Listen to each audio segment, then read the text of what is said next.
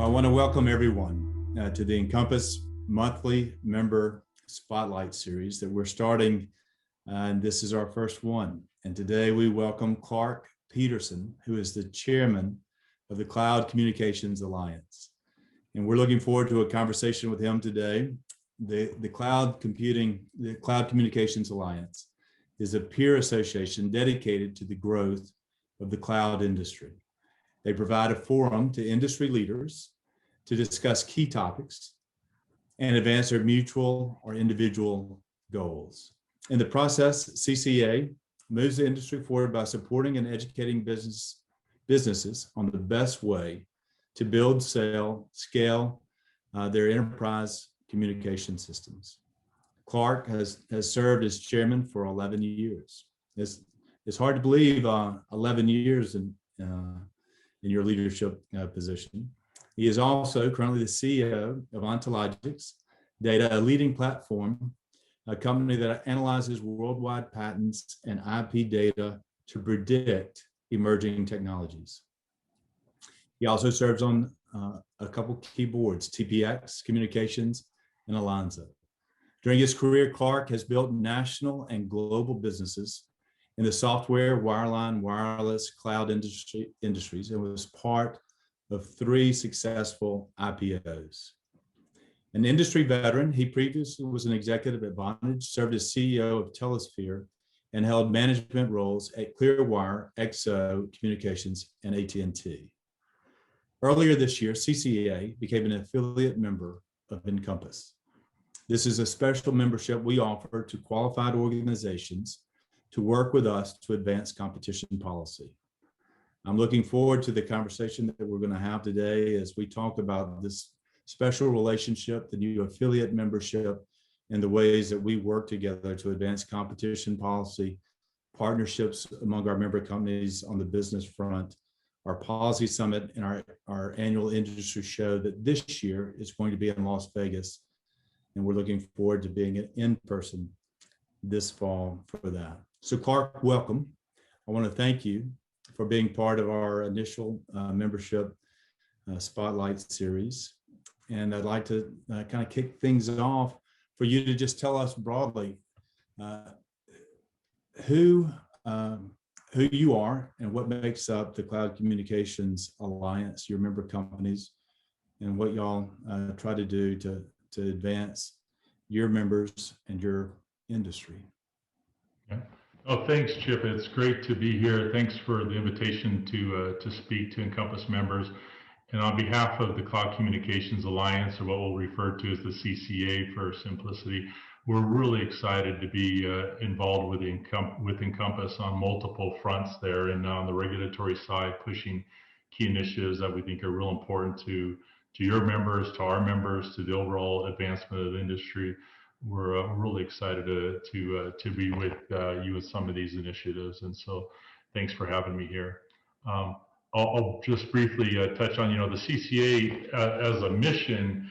Our mission is to provide strategic direction, growth opportunities, and be a thought leader really for the overall cloud communications industry, and really represent our vendors, our service providers, and we do a lot of work with the analysts who are covering the industry to help them understand where things are going and answer questions for them. We actually do an annual survey that gives insight to all the analysts, investment bankers from the service providers on where things are going, what their customers are asking for, their growth rates, a lot of things that companies are sometimes reluctant to answer specifically for themselves because of they can't be anonymous, but as a membership, we're able to provide some really interesting insight for the industry from our members, both providers and vendors.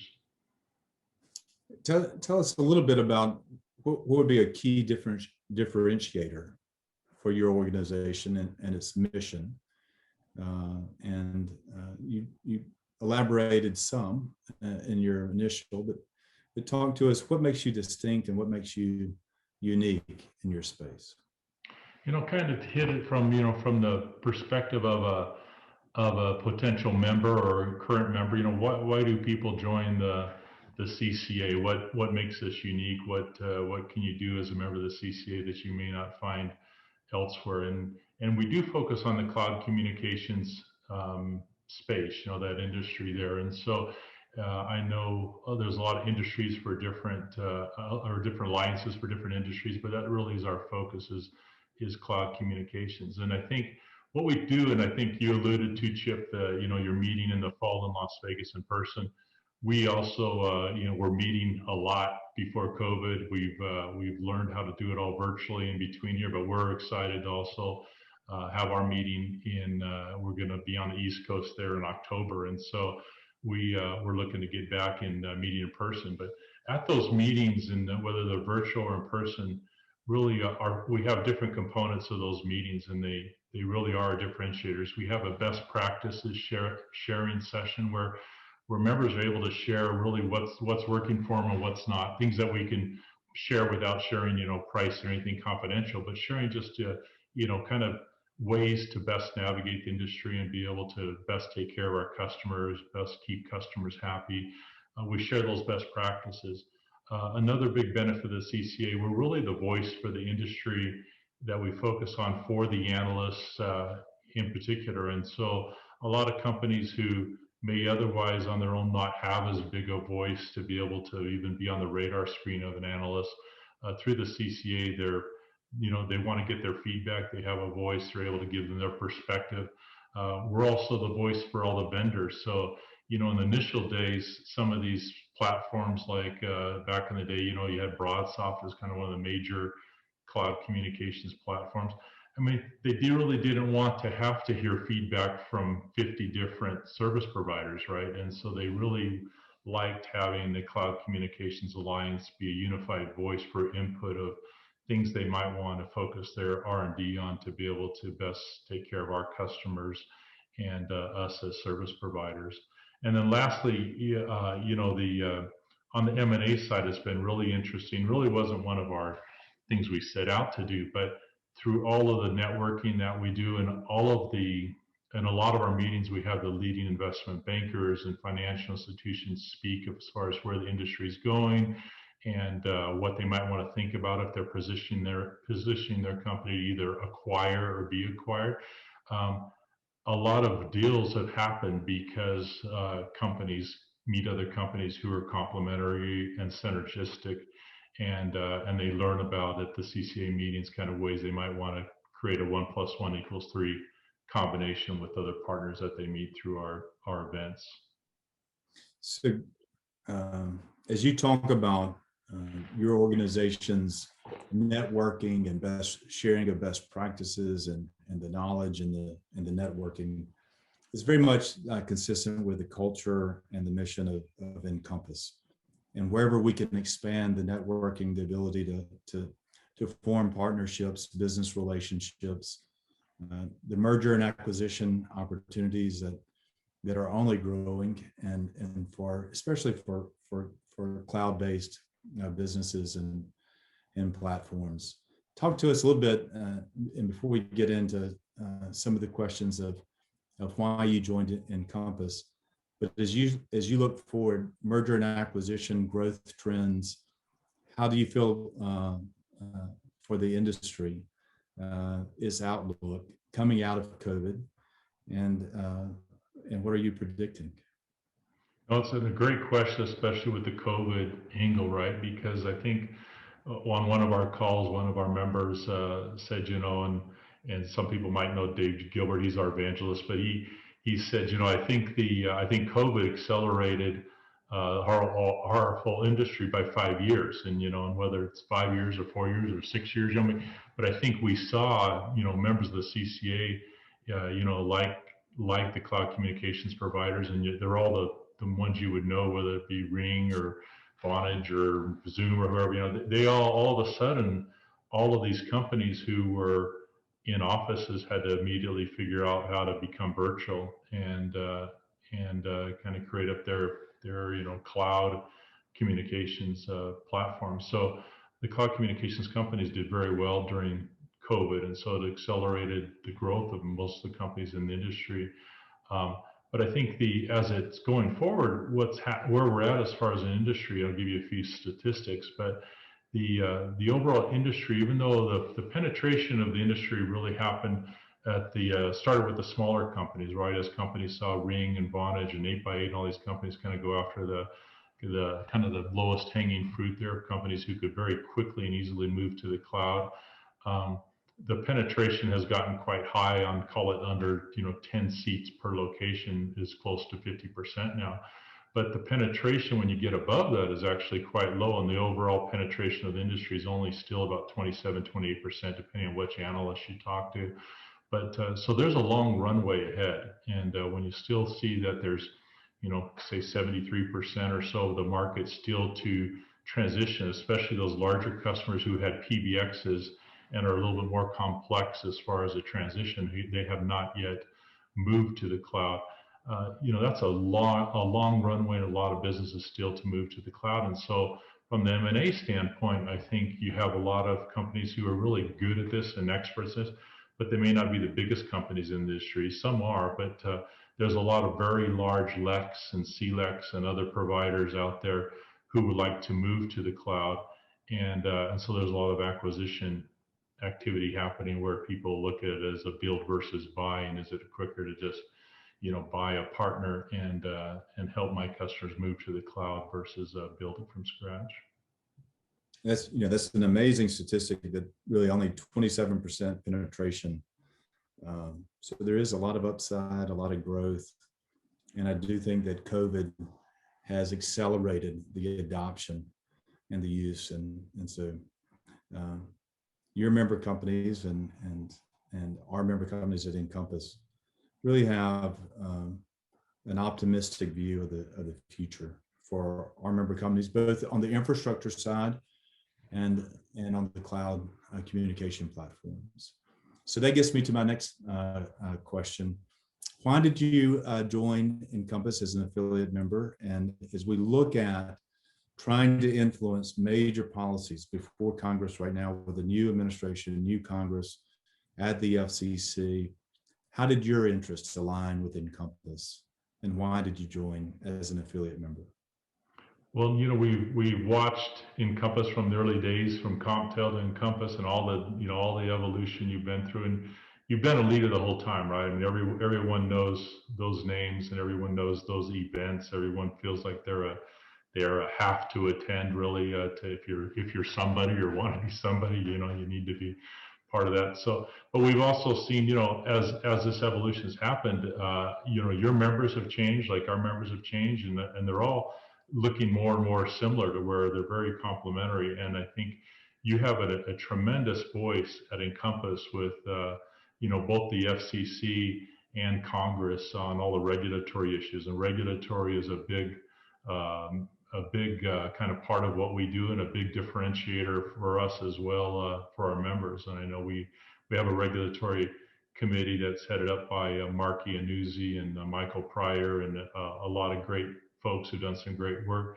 And they really looked for an opportunity to amplify our voice by joining with Encompass, because we know how far along you are in that area, and what a tremendous I think respect you have from those key regulatory bodies, that we thought there's something here very synergistic and powerful if we align, especially I think since so many of our initiatives are aligned, that we look to advance both for our industries and our members.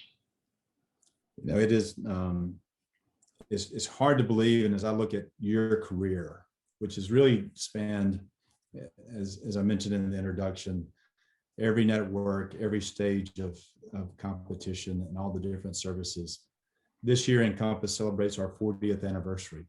It's hard to believe, starting in 1981 at the edge of the long distance competition, and then as we became the champion for local competition and competition across all networks and what became platforms in the technology and cloud space. And as you look at fiber and wired and wireless and cloud-based competition now, it does give us a tremendous opportunity. We wanted to look back over where we've been and to celebrate, but now to look forward. We recently have been collaborating with CCA on a filing before the FCC, on call authentication. Tell us a little bit of your policy priorities, things that are important to you on the policy front and that we're working together on.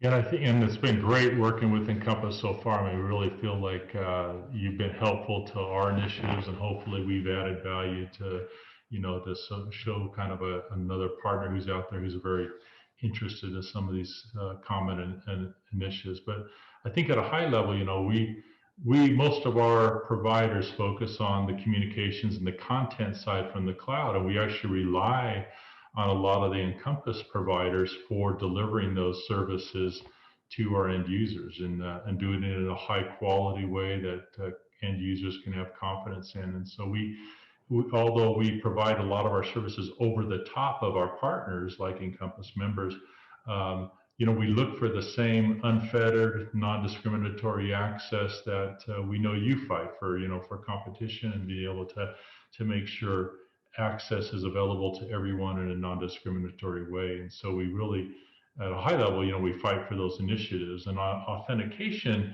when you take, for example, the whole Stir Shaken initiative and the regulatory, issues revolving that, everybody wants to eliminate fraudulent robocalls, right? There's nothing more annoying than that.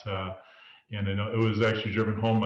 I'm from Las Vegas originally, and I was visiting my 85-year-old mom in Las Vegas at her home there, and she's fortunately able to live on her own there. But her phone kept ringing, and she'd pick it up.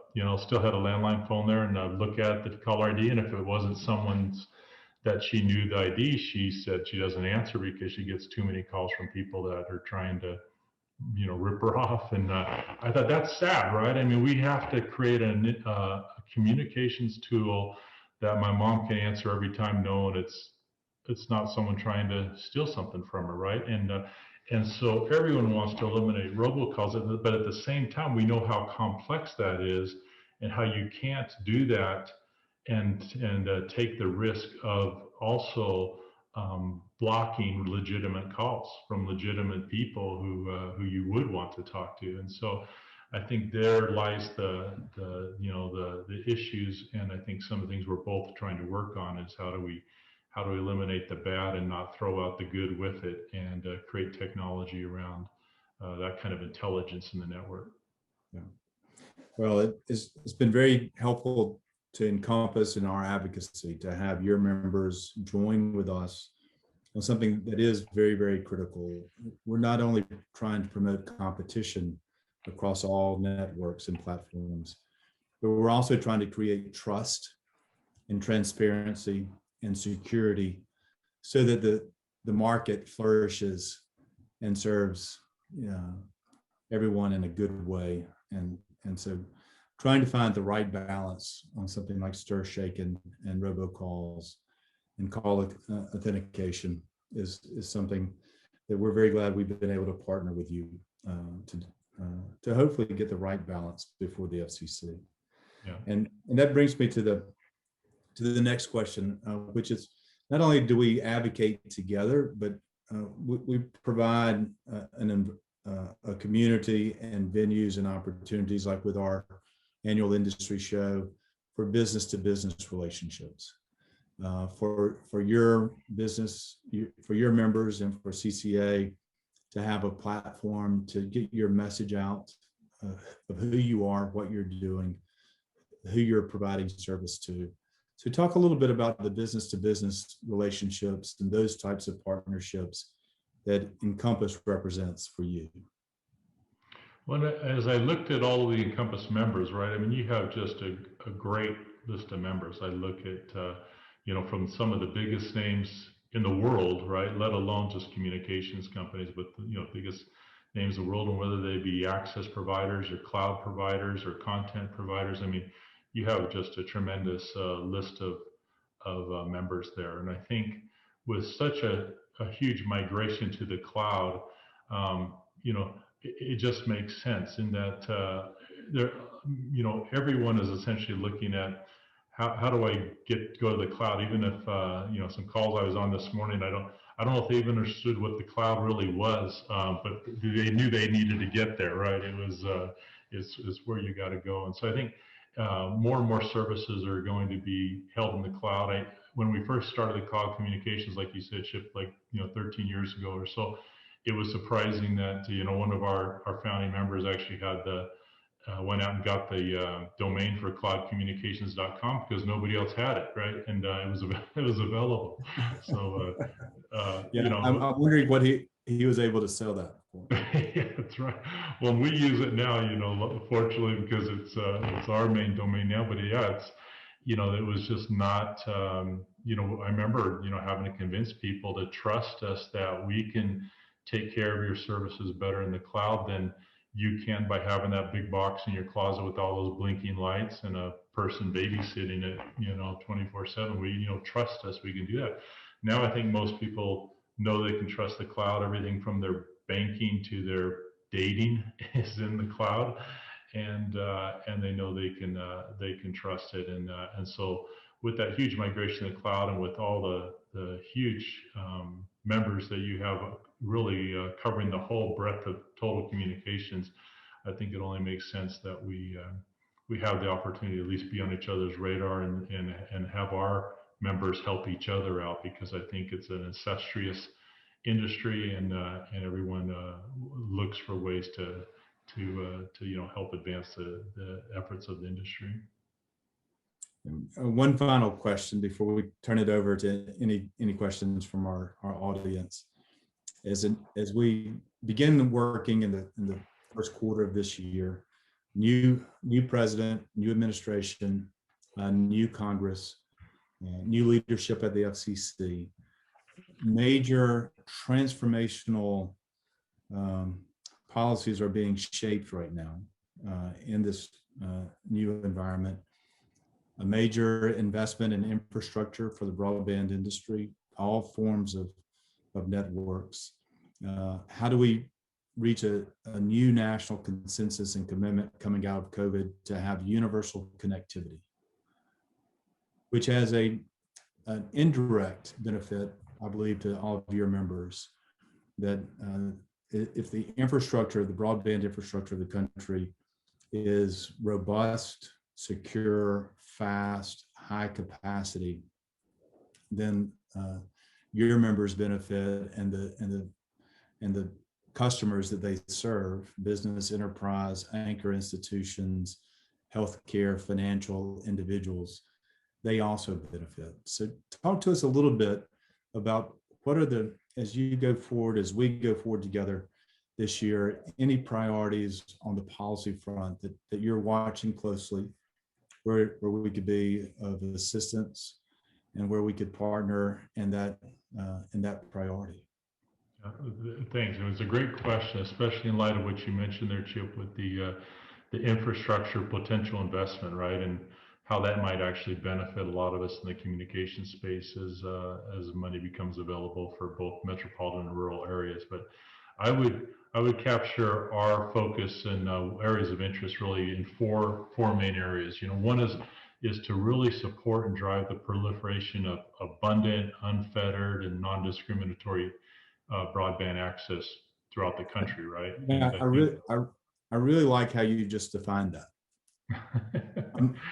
Abundant, unfettered access, non-discriminatory, right? We all want it. We want, and everybody does, right? And they want it, like you said, want it better than it was yesterday, higher quality. Want to, it'll be really interesting as our future unfolds here and our kids' future unfolds, just what travels over that broadband access, right? I mean, it's just limitless as that capacity grows and the quality of that delivery grows, just what could be delivered. And when I started college, there were no cell phones, no internet, and no PC. And when I finished college, there was PCs, internet, and cell phones. And so, not that I took a really long time to finish college, but that's the kind of innovation that just happened once these things became available. And I think broadband will be really a launching pad for so many more, so that that, proliferation of broadband is huge. I think the second one I'd say is just the,